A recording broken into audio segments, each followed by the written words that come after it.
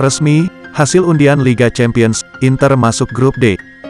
Undian fase grup Liga Champions musim tahun 2021 sampai tahun 2022 telah rampung digelar di Istanbul, Turki, pada Kamis malam waktu Indonesia Barat. Inter Milan tergabung ke grup D bersama raksasa Eropa, Real Madrid, Shakhtar Donetsk, dan debutan Liga Champions dari Moldova, Sheriff Tiraspol.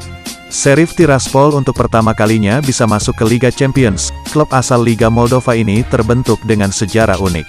Sheriff Tiraspol berhasil masuk fase grup Liga Champions tahun 2021 sampai tahun 2022 setelah menang agregat 3-0 atas Dinamo Zagreb selaku wakil dari Kroasia.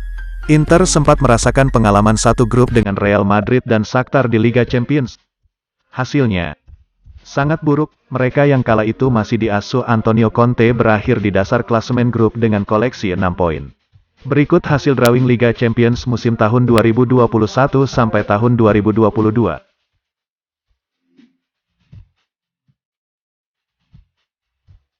UEFA belum mengumumkan jadwal pertandingan untuk fase grup Liga Champions. Namun yang pasti, pekan pertama akan dilangsungkan mulai tanggal 14 sampai 15 September tahun 2021. Saatnya untuk Inter membuktikan diri di pentas Eropa kembali. Bagi Mimin tidak boleh hanya sekedar lolos, harus punya mental dan tekad kuat untuk menampilkan yang terbaik, jadi pemuncak klasemen dan melaju terus ke babak selanjutnya. Hadapi siapapun lawan dengan berani dan bermental juara.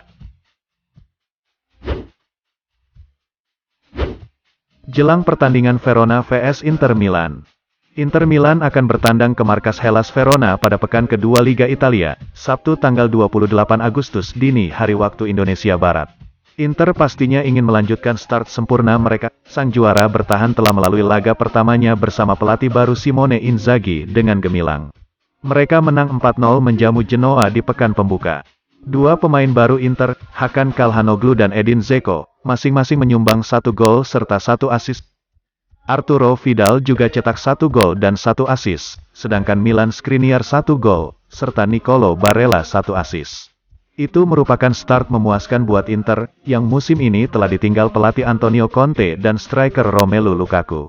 Kontras dengan Inter, Verona, yang mulai musim ini dilatih Eusebio Di Francesco, mengawali langkahnya di Serie A musim ini dengan kekalahan kandang.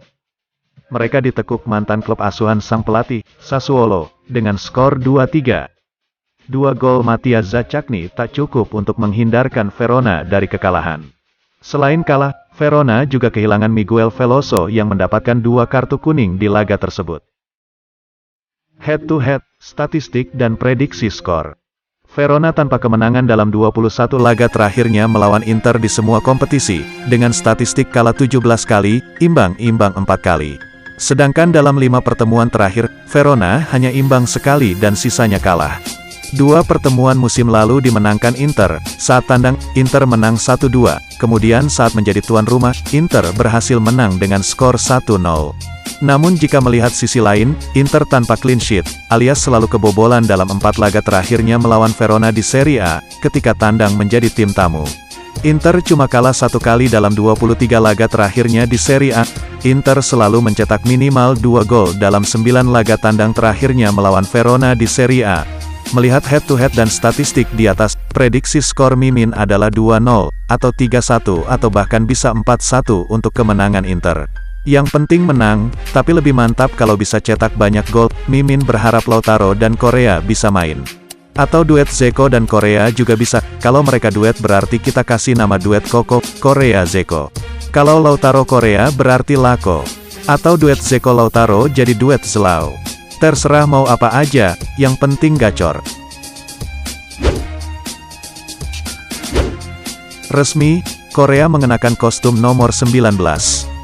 Striker anyar Inter Milan, Joaquin Korea bakal mengenakan nomor punggung 19 setelah resmi diumumkan sebagai pemain Nerazzurri. Hal ini dikonfirmasi oleh Inter melalui situs resmi klub, bahwa pemain Argentina itu telah memilih nomor punggung 19 selama membela Inter. Hari ini Joaquin, L7, Korea menjadi pemain Inter. Korea akan mengenakan kostum nomor 19 selama memperkuat Nerazzurri, bunyi pernyataan klub. Saat di Lazio dan di Sevilla, pemain berusia 27 tahun itu mengenakan kostum bernomor punggung 11, sedangkan bersama Sampdoria, ia mengenakan nomor 10. Mengingat dua nomor tersebut sudah dimiliki oleh Alexander Kolarov, 11 dan Lautaro Martinez, 10, maka Korea akhirnya memutuskan untuk memilih nomor punggung 19 di Inter Milan. Menariknya, nomor punggung 19 ini cukup kental dengan nuansa Argentina. Sebelum Tucu, penggawa Argentina yang pernah mengenakan nomor punggung 19 ini di Inter adalah Ever Banega, Ruben Bota, Esteban Cambiaso, hingga Gabriel Batistuta pada awal 2000-an. Nomor 19 juga menjadi nomor unik. Jika angka 19 ditambah, maka akan jadi nomor 10 yang identik dengan pemain yang menjadi kunci permainan tim. Jika angka 9 dikurang 1, akan menjadi nomor 8 yang menjadi ciri khas gelandang hebat. Jika dikali, angka 9 dan 1 akan menjadi nomor 9, ciri khas striker hebat di Inter Milan. Sungguh nomor yang bagus. Jangan lupa angka 19 adalah awal Korea gabung dengan total Scudetto Inter sampai sekarang, yang berarti dia akan menambah lagi di musim-musim berikutnya, sebagai langkah awal kesuksesan bersama Inter.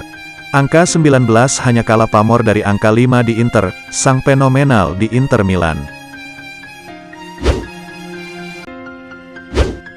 CEO Inter, BP Marotta. Inter tak akan rekrut pemain lagi. Bursa transfer musim panas masih tersisa beberapa hari lagi, namun juara bertahan Serie A, Inter Milan, memilih untuk menutup pintu masuk lebih dini. Seperti biasanya, bursa transfer akan ditutup pada tanggal 31 Agustus tahun 2021 tengah malam waktu setempat.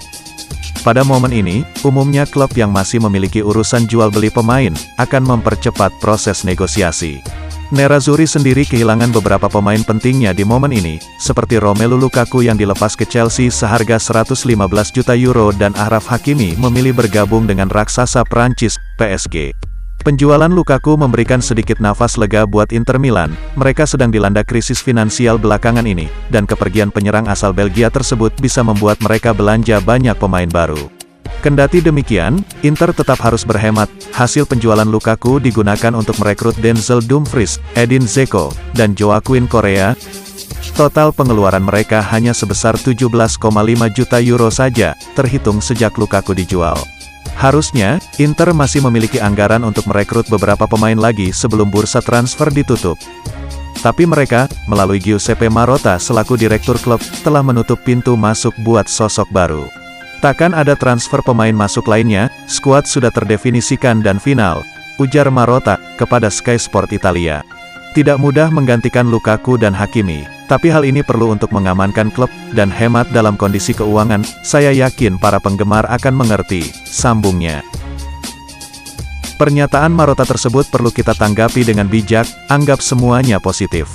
Bisa jadi pernyataan itu justru ia lontarkan sebagai strategi, agar tim lain waspada dan segera menyetujui tawaran Inter kepada pemain incarannya, daripada tidak bisa menjualnya, lebih baik menerima dengan tawaran cerdik dari Marotta. Kita tahu kapasitasnya yang memang jeli dan pintar soal transfer pemain. Atau kalau pernyataan itu benar dan bukan prank, anggap saja sebagai bagian penghematan dan memperbaiki keuangan klub dalam kondisi seperti ini. Memperkaya Steven Zhang, El Presidente.